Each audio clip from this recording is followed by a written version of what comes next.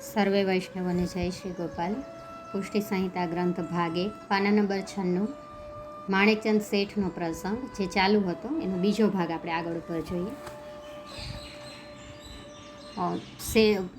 વૈદરાજ જે આવ્યા છે માણેકચંદ શેઠના દીકરાની વહુ છે રતન, એની સારવાર કરવા માટે, પણ હાથ હેઠા મૂકી દે છે કે આમાં કંઈ રાત પણ જાય એવું નથી. ત્યાંથી આપણે આગળ વધીએ. શેઠે કહ્યું, વૈદરાજ શું કહો છો? વૈદરાજે કહ્યું, સાચું કહું છું. 4 માસથી દવા કરી પણ રોગ હટતો નથી, અસાધ્ય બની ગયો છે. માટે હવે આયુષ્યનો તો કોઈ ઉપાય જ નથી. આમ કહીને વૈદરાજ જતા રહ્યા. ભીમજી વૈદરાજને મૂકવા ગયો. રસ્તે ચાલતા વૈદરાજને પૂછ્યું કે વૈદરાજ તમને કેમ લાગે છે? વૈદરાજ જવાબ આપે છે કે ભીમજી રાતનો ભરોસો નથી, શું થાય તે બાજી તો ભગવાનને હાથ છે. અમે વૈદરાજ બીજું કંઈ ન કહીએ, તમે મરમમાં સમજો. ભીમજી વૈદરાજને મૂકીને શેઠના ઘરે આવ્યો. શેઠે ભીમજીને પૂછ્યું કે વૈદરાજ કંઈ બોલ્યા? ભીમજી કે ના શેઠ, બીજું શું કહે? તમને જે કહ્યું તે જ વાત મને કહી છે, બીજું જાજુ શું કે? આપણને મરમમાં કીધું, હવે વાત આપણા હાથની રહી નથી. શેઠ કહે છે કે ભીમજી તને કોઈ ઉપાય સૂઝે છે તો બતાવ. મારી રતનનું જતન થાય તો સારું, નહીતર મારું જીવતર બગડી જશે. મારા દીકરાને બીજી કન્યા મારી નાતમાંથી હવે મળે તેમ નથી. હજુ લગ્ન કર્યા 2 વર્ષ પૂરા થયા નથી, ત્યાં દુઃખના દિવસ જોવાનો વારો આવ્યો. ભીમજી એમ કહીને શેઠ તો ઢળી પડ્યો. ભીમજી કહે છે, શેઠ આફતનો સમય છે, ધીરજ રાખો. ભગવાનના ઘર આગળ કોઈનો ઉપાય નથી. તેમ વૈદરાજ બોલ્યા, પછી શું થાય? માણસ બનતા ઉપાય કરે, પણ શેઠ તૂટી એની બુટ્ટી કોઈ નથી, એમ કહેવત છે. શેઠે કહ્યું, ભીમજી તૂટી એની બુટ્ટી નથી, પણ કોઈક પાસે એ બુટ્ટી હોય તો બતાવ. તારી જાણમાં કંઈ આવતું હોય તો. ભીમજી કે શેઠ મારી જાણમાં તો આવે છે, પણ એ વાત તમને ગળે ઉતરે તેવી નથી, પછી શું કામ મારે કરવી જોઈએ? શેઠ કહે છે, અટાણે કોઈ પણ વાત મને તારી ગળે ઉતરશે, હું ના નહીં કહું. તું જેમ કહે તેમ બધું જ કરવા તૈયાર છું, પણ મારી રતનનું જતન થાય એવો ઉપાય તુરત બતાવ. ભીમજી કહે છે કે શેઠ વૈદરાજે કીધું કે ભગવાનના ઘર આગળ કોઈનો ઉપાય નથી, પણ મને એ વાત ઉપર ધ્યાન પડ્યું છે કે ભગવાનના ઘર આગળ ભગવાનના ભક્તો હોય તેનો ઉપાય કામ આવે. જે ભગવાનના માણસ હોય તેનાથી આ કામ થાય એમ મારું માનવું છે. શેઠ કહે, તો તું કેમ બતાવતો નથી? તે ભગવાનના માણસ પાસે આપણે જઈને તેના પગમાં પડીને ઉપાય પૂછીએ. ભીમજી બતાવ તો આપણે તુરત તેની પાસે જઈએ. હવે જાજી ઢીલ કરમાં તો સારું. ભાઈ તું તો ભલો ઘરો માણસ છે, તો બતાવ. ભીમજી કહે છે, શેઠ ભગવાનનું ખરું માણસ તો તેના વૈષ્ણવ કહેવાય, અને તે પાંચા ભાભા છે. તેને ઉપાય પૂછીએ તો કામ થાય, પણ તેને પૂછવાનું કામ મારું નથી, એ કામ તો અંદરજીનું છે. તે તેમનો ખાસ માણસ છે, તો અંદરજીને મળીએ તો શેઠ આપણું કામ થાય. અત્યારે ભગવદ્ વાર્તામાંથી ઘેર ગયો હશે. શેઠે કહ્યું, ભીમજી ચાલ આપણે ઉતાવળા પગે અંદરજીની પાસે જઈએ ને પાંચા ભાભાના પગ પકડી લઈએ. ઉપાય ઝટ પૂછી લઈએ. તું ઢીલ કરમાં. અત્યાર સુધી એ કહે છે કે પાંચા ભાભાનો ખોટકો આપણે નથી સારવાનો, અને અત્યારે એમને જ પાંચા ભાભાની જરૂર પડી. ભીમજી કહે છે, ચાલો શેઠ, હું તમારી સાથે આવું છું. શેઠ ભીમજી સાથે અંદરજીના ઘરે જવા નીકળ્યા. અંદરજી ભગવદ્ વાર્તામાંથી ઘરે જતો હતો, ત્યાં વાટમાં જ ભેળો થઈ ગયો. માણેકચંદ શેઠ અંદરજીના પગમાં પડી ગયો ને ગળગળો થઈ ગયો. અંદરજી તો અચંબો પામ્યો ને બોલ્યો કે ભીમજી આ શું વાત છે શેઠની? જે હંમેશા અભિમાનથી ફરતો હોય એ આજે પગમાં પડેલો જોવે છે, એટલે એને ભરોસો નથી થતો. ત્યારે ભીમજી કહે છે કે શેઠ આમ હતાશ કાં થઈ જાઓ છો? અંદરજીને વાત કરો, જેથી સઘળું તેને સમજાય. આમ ભાંગી પડવાથી કામ ન થાય. શેઠે કહ્યું કે ભીમજી હું તો કાંઈ બોલી શકું તેમ નથી. મારી સઘળી હામ તૂટી ગઈ છે. તું સઘળી વાત ઝટ કરી દે. મારો કંઠ તો રૂંધાઈ ગયો છે, શું બોલું? ભીમજીએ કહ્યું કે અંદરજી વાત તો એમ છે કે શેઠનો દીકરો સુંદરજી તેની વહુ રતનને ઘણું અસુખ છે. વૈદરાજે હાથ હેઠા મૂકી દીધા. ભગવાનના ઘર આગળ કોઈનો ઉપાય નથી તેમ કહી દીધું. પછી શેઠને મેં ઘણી ઢાઢસ આપીને કહ્યું કે છેલ્લો ઉપાય પાંચા ભાભા પાસે જવાનો છે. એ કોઈ ઉપાય બતાવે તો રતનનું જતન થઈ જાય. એટલે પાંચા ભાભા પાસે જવા માટે તારી પાસે આવ્યા છીએ. તો તું રસ્તો બતાવ તેમ કરીએ, કારણ કે અમને ભાભાનો ઝાઝો માવરો નથી, જેથી તારી સલાહ લેવા આવ્યા. તું માર્ગ કાઢ તેમ થાય. અંદરજી જવાબ આપે છે કે ભીમજી તારી વાત સાવ સાચી છે, પણ અટાણે ભાભા સુખાડા થઈ ગયા હોય. સવારે વહેલા જાગે માટે અટાણે પરિશ્રમ તેને આપવો એ વ્યાજબી નથી. તમો સવારે મંગળાના દર્શન થાય ત્યારે આવો. ભાભા મંગળા કરીને બહાર આવે પછી વાત થાય. ત્યાં સુધી કોઈની સાથે વાત કરતા નથી. હું પણ એવે ટાણે ત્યાં હાજર રહીશ. શેઠ કહે છે, અંદરજી તારી વાત બરાબર છે, પણ રાત તો જાય તેમ નથી. છેલ્લી ઘડીઓ ગણાઈ રહી છે, સાન ભાન રહ્યું નથી. સવાર કેમ પડે તેની જ તો ચિંતા છે. અંદરજી એટલે તો તારી પાસે આવ્યા. વાત વણસી ગયા પછી તો શું થાય? અંદરજી કહે છે, શેઠ હવે તમે કશી વાતની ચિંતા ન કરો. તમોએ મનથી પાંચા બાબાનું શરણ લીધું છે તો તમો વિશ્વાસ રાખો, તેના નામથી પણ કામ થઈ જાય છે. તો તમે હવે ચિંતા છોડી દો. તમારી રતનનું જતન થઈ ગયું સમજો. તમારી રતનનો ભાર હવે મારી માથે મૂકી દો અને શાંતિથી ઘરે જાઓ. તમારું કારજ સુધરી જશે. દ્રઢ ભરોસો પાંચા બાબાનો જો મનમાં હશે તો કાંઈ નહીં થાય. તમે હવે બીજી બધી વાતને ભૂલીને ભગવદીના શરણનું ધ્યાન રાખો. મારા નિશ્ચય વચન છે કે તમારી રતનનો હવે વાળ વાંકો નહીં થાય. ભગવદીનું નામ એવું છે કે કાળને પણ એકવાર પાછું જોવું પડે છે. તો ચિંતા ન કરો. ભગવાન કરતાં ભગવદીનું નામ મોટું છે. તેનો આશરો દ્રઢ રાખજો અને સવારે આવજો. તમારો ભાર બધો જ હળવો થઈ જશે. રાત અડધી વહી ગઈ છે, જેથી ભાભાને પરિશ્રમ આપવો તે ઠીક નથી. ભીમજી, મારી વાત બરાબર છે ને? ભીમજી કહે, હા અંદરજી, તારી વાતનો પૂરો ભરોસો મને છે. શેઠ, અંદરજીની વાત સાવ સાચી છે, માન્ય જેવી છે. હવે તમે ચિંતા મુક્ત થઈ ગયા જાણો. ચાલો આપણે ઘર ભણી અને રતનના ખાટલા પાસે બેસીને તે ભગવદીના નામનું સ્મરણ કરીએ. એ જ સાચો ઉપાય એકમાત્ર છે. શેઠ કહે છે, ભલે અંદરજી, તું જે કહે તેમ જ કરશું. સવારે તું ત્યાં આવી જજે. ભાઈ, તમારો ઉપકાર નહીં ભૂલું જિંદગીમાં. એમ કહીને શેઠ અંદરજીના પગમાં પડી ગયો. અંદરજી કહે છે, શેઠ, અમારો વૈષ્ણવનો ધર્મ પર ઉપકાર કરવાનો છે. તે જ સાચો વૈષ્ણવ. શેઠ, ગાયના ઓખર સામું જોઈએ તો દૂધ ન ખવાય. અંદરજીએ શેઠને ટકોર કરીને કહ્યું કે માટે તમે ઘરે જઈને ભગવદીના નામનો દ્રઢ આશરો રાખીને બેસો. આ વાત તો શેઠાણીને પણ ગમશે. એ પણ વૈષ્ણવની દીકરી છે, અમારા ઠાકરની માળા પહેરે છે. તો તમે મૂંઝાવમાં. તે પણ આ વાત સાંભળીને રાજી થશે. શેઠ કહે છે, ભલે અંદરજી. એમ કહીને ભીમજીને શેઠ ઘર ભણી ચાલ્યા. શેઠના મનમાં દ્રઢ વિશ્વાસ અંદરજીની વાતનો બેઠો અને ઘરે પહોંચ્યા. શેઠે ઘરે જઈને શેઠાણીને બધી વાત કરી. શેઠાણી સાંભળીને ખૂબ જ રાજી થઈ ગઈ અને બોલી કે જુઓ, અમારા ઠાકરના વૈષ્ણવ બીજાના દુઃખે દુવાઈ એવા છે. તમારો ખોટકો અવશ્ય ભાંગશે, તેનો વિશ્વાસ રાખજો. તમે તેનો ખોટકો ભાંગવો નહીં તેવો વિચાર કરતા હતા, પણ તમારો ખોટકો ભાંગવા તેની પાસે જવું પડ્યું ને આશરો લેવો પડ્યો.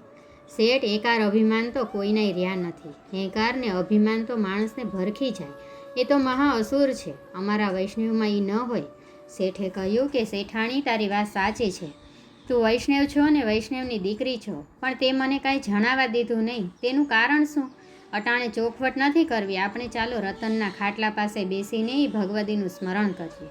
અત્યારે તારે મને મેણા ટોણા મારવાનો સમો નથી. અટાણે તો રતનના આત્માને કેમ સુખ થાય એ વિચારવાનું છે. માણેકબાઈ છે જવાબ આપે છે શેઠને કે હું મેણા ટોણા નથી મારતી, પણ તમને શીખ આપું છું. સાચી વાત કહે ને ધર્મને માર્ગે ધણીને વાળે, એનું નામ જ ધર્મ સહચારિણી સાચી કહેવાય. પણ તમે રહ્યા અવૈષ્ણવ, તમને બીજું તો જાજુ શું કહું.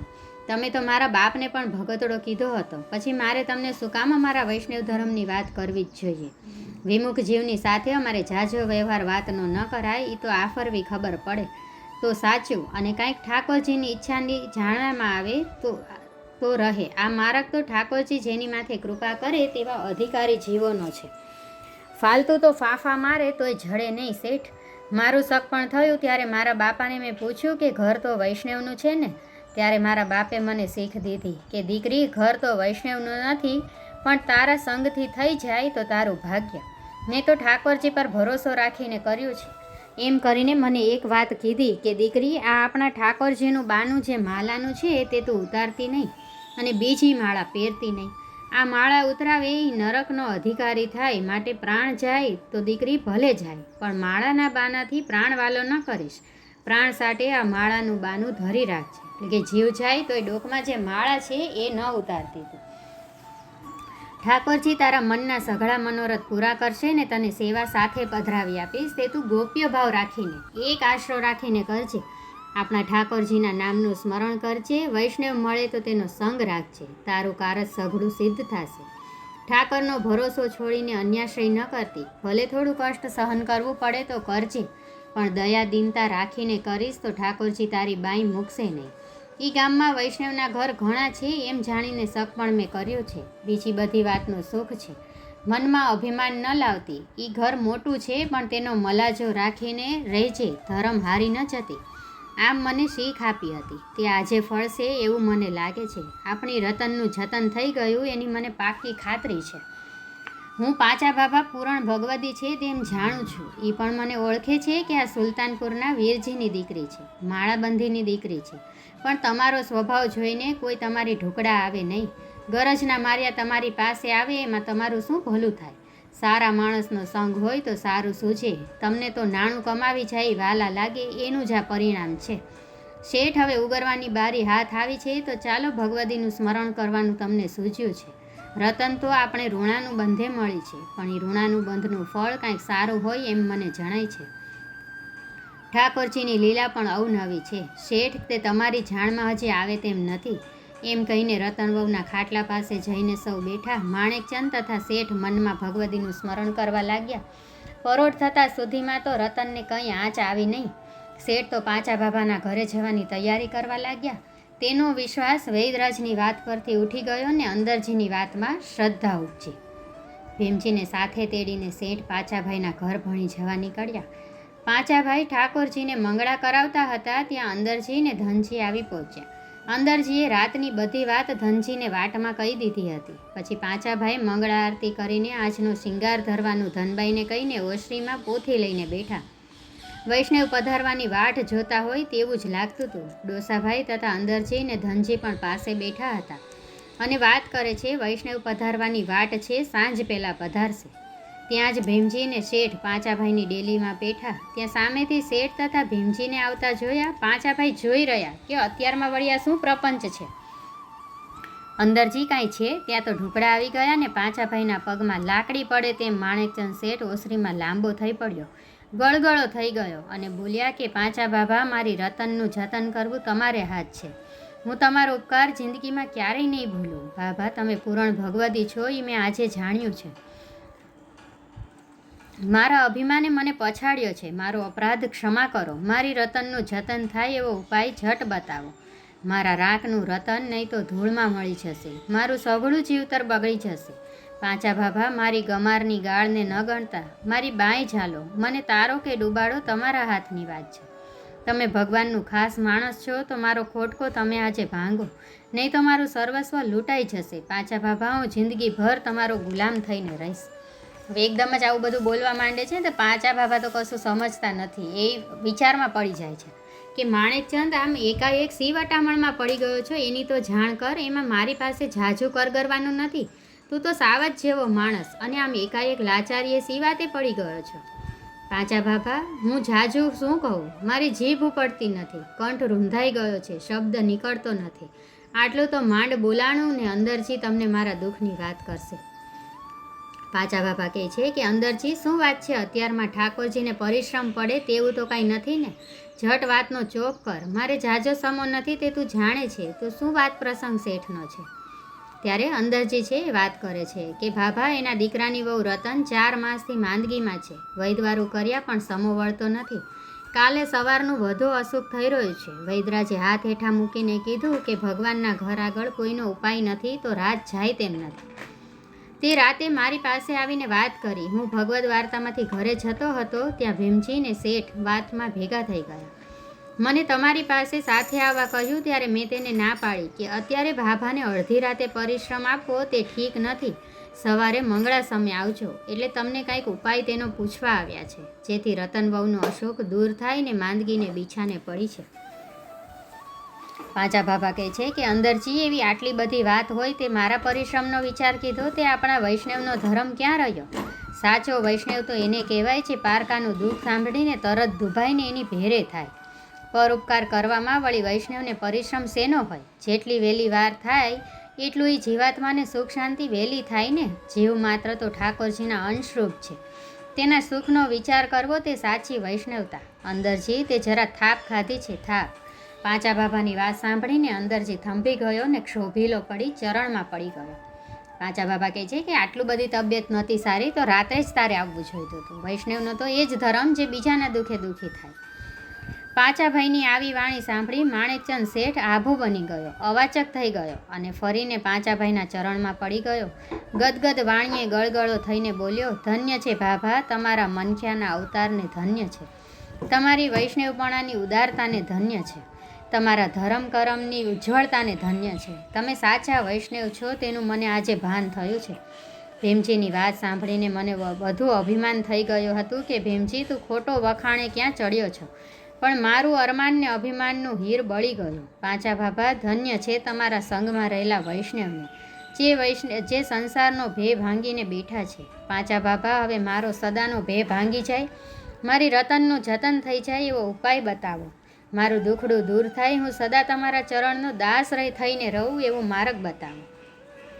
પાંચા બાબા મંદિર ભીતર ગયા. ઠાકોરજીની જારીજીનું જલ લાવીને એક પ્યાલીમાં પધરાવી અંદરજીના હાથમાં આપીને કીધું, લે અંદરજી, આ જળ ઠાકોરજીનું નામ લઈને રતનના મુખમાં લેવડાવજે. આ મિસરીની તૂક તેના મુખમાં પછી ધર છે, એટલે કે મિશ્રીની તૂક એના મુખમાં ધર છે. એમ કહીને શેઠને કહ્યું કે શેઠ જા, તારી રતનનું જતન થઈ ગયું. તેની ઢુકડા કોઈ કાળના દૂત નહીં આવે. તારી રતન હવે તારાય જીવનનું જતન કરનારી નીવડશે. જા અંદરજી, તેની વટામણા જઈને ભાંગ. જા ધનજી, તેની ભેળો જા ને કાજ સુધારી લાવો. કોઈ પણ કાર્ય પંચ ભગવતીની કાનીથી થાય તો વધુ ઉત્તમ. એટલે ઠાકોરજી છે એ અંદરજીને ને ધનજીને એમની સાથે મોકલે છે. અંદરજી શેઠના ઘેર પહોંચ્યો. માણેકબાઈને સામેથી જય શ્રી ગોપાલ કીધા. માણેકબાઈનું હૈયું તો આજે ગજ ગજ ઉલાળા મારી રહ્યું છે. માણેકબાઈ બોલી કે વૈષ્ણવરાજ પધારો, જય શ્રી ગોપાલ. ચાલો, રતન અંદરના ઓરડામાં સૂતી છે. બધા એકસાથે રતનના ખાટલા પાસે ઊભા રહ્યા. અંદરજીએ ઠાકોરજીનું નામ લઈને રતનના માથે હાથ ફેરવી મુખમાં જળ લેવરાવ્યું. જળ તુરત જ ઉતરી ગયું. મિશ્રીની થૂક મેલતા રતને જરાવાર રહી આંખ ખોલીને જય શ્રી ગોપાલ એમ પોતાના મુખથી 3 વાર ઉચ્ચાર કીધો. શેઠ તો અંદરજીના પગમાં પડીને ભેટી પડ્યો ને નાચવા લાગ્યો. મારો જન્મ વારો અંદરજી, તારી વાણીથી સફળ થયો છે. ભીમજી, આ વાત તે મને ન બતાવી હોત તો મારી રતનનું જતન થાત નહીં.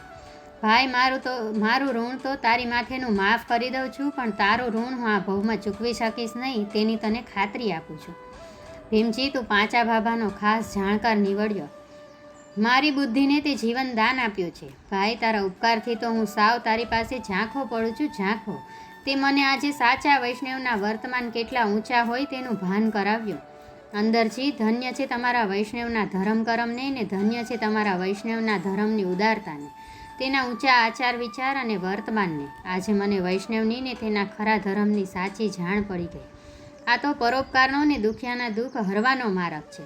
વૈષ્ણવ અને તેના ધર્મની મને સાચી પરખ થઈ ગઈ. અંદરજી, મારી વટમણા સર્વે ભાંગી ગઈ. રતન બેટા વહુ, ઉઠીને આ વૈષ્ણવના ચરણમાં પડો.